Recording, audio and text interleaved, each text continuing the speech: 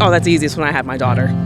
100%. You went from just caring about yourself in a way to all of a sudden loving something that you didn't know you could. Oh, I didn't think that would make me sad. This is a first. I guess I never really thought about it until you said it. But yeah, 100%. I had my daughter. It was like it was like a love that something that I didn't know I was missing until I held her for the first time. Yeah. Thanks for that. I had the privilege of working in a hospital while I was in high school, so this was early on. I thought I wanted to become a nurse or work in the healthcare field. Funny enough, I'm here helping the healthcare field. For me, it was unique. The ability to see behind a curtain where individuals suffer in isolation. That was very challenging. I lived a life where I was very sheltered from them. And whether it be patients who did not have family to support them in their final days, or individuals who were, going through the challenges of knowing that the end of their days was coming and having to prep that with their family, was something very emotional. And I think that it allowed me to, appreciate what I have. Don't do great at doing that all the time, but to really value, those connections that you make and the experiences that you have, and use that to propel you forward and to allow others to have those as well, and make sure that you understand the depth of what you're presented with and how to continue to carry that forward with you. So that really, I think, allowed me to really appreciate some aspects that I probably wouldn't have had the ability to do as early on as I did. It was probably the day my dad passed away. He, like I said, he was tragically suddenly taken from us. So, that kind of flipped the switch in my brain of, you're not on here, you're not on this life, for much longer. You never know exactly when you're going to be taken away from. So, enjoy every moment. And that's why I'm out hiking the AT. It's just a dream I have and I've always wanted to do. So, you know what? I have the time to do it. I have some money in my pocket to go spend and do it. So I'm gonna go enjoy this dream. And so far it's been amazing. So every day it's been amazing. My wife is a 12-year breast cancer clear survivor. And I can tell you, being a school teacher and her having a OBGYN that had retired and sent names out, our normal time was around Thanksgiving to go do our yearlies, and she had talked about putting it off, and I overheard the conversation, and I said, no, you can't put it off. And I was headed to my blood work, and I go into a new OBGYN, and I go in and I make my wife a new patient appointment, and I come home from work and hand her the appointment card, thinking what a great husband I am, and we fought for 3 weeks. You need to cancel that. I said, you need to make your appointment. So this went on for about 3 weeks. I come home, well, I made that appointment. I said, okay, I'll cancel mine. New OBGYN, lump detected, caught early, stage 2 breast cancer, surgery, a little bit of radiation, no lymph node involvement in this. This story would have been a whole lot different if that thing had grown in her for a whole nother year. And so, yes, I am blessed. And one night water skiing, when we were skiing at night, and I came within inches of getting the whole bottom end of my body trimmed off down at Baden Lake behind a 390 horsepower jet pump. I had 3 feet of rope in my hand when the pipe went by, and I'm still here to talk about it. So I've been blessed twice, with my wife's health and with me surviving near death. Maybe when I got married, probably so, because it was different. I had to, all of a sudden, a lot of responsibility. And I've always had the mindset that the husband and the father is responsible for anything and everything that goes wrong.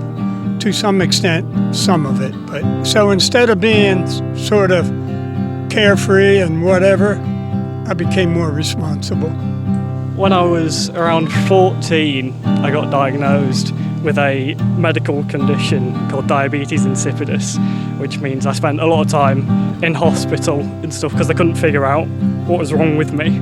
It's like a shrinkage of a certain part of the brain, which affected like my bladder and stuff. So spending a lot of time in hospital being poorly and people not being able to figure out what was wrong with you definitely knocked my confidence and made me much more reserved as a person. Well, I guess when I had gotten married, even though I'm not married now, but I got 3 wonderful daughters. And that changes a person when you have kids and responsibilities, and teach them love and compassion and raise them right and try to steer them in the right direction, and just watching them grow and change. Like my one daughter was born premature, and she was always very shy and, quiet. And then all of a sudden, by the time she got to high school, she was class president and just completely changed. And it was so cool to watch that change, that metamorphosis of like flowering and coming to herself. It's really neat. Yeah, well, just having a family that'll change you, because you have those responsibilities. You got midgets to take care of. And just to watch them grow, so that is amazing.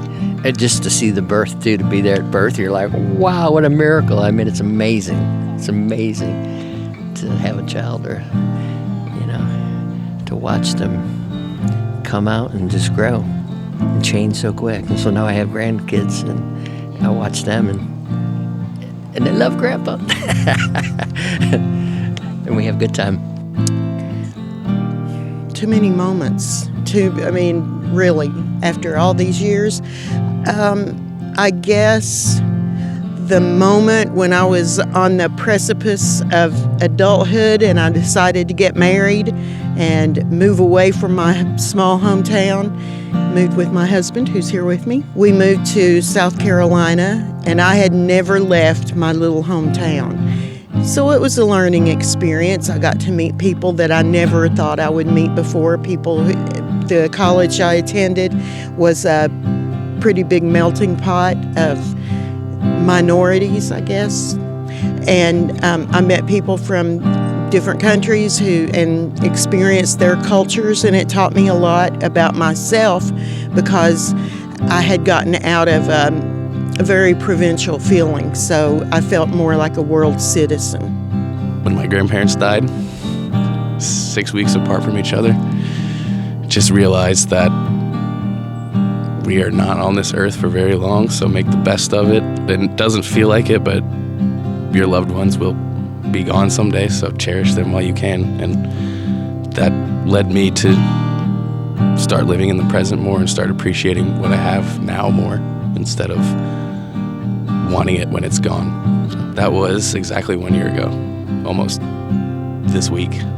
So kind of thinking about that a lot lately too.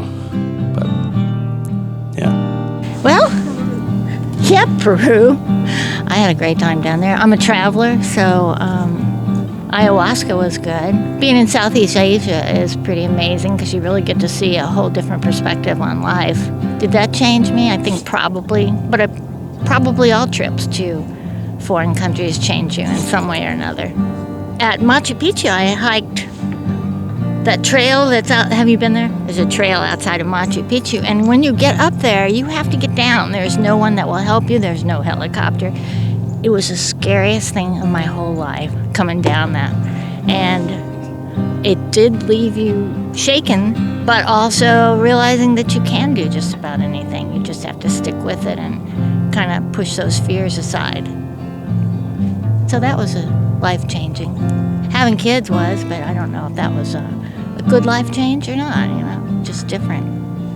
Of course I love my kids, but boy, does that alter your life forever, right? Don't ever play this for them. I don't know if it's worth all the effort.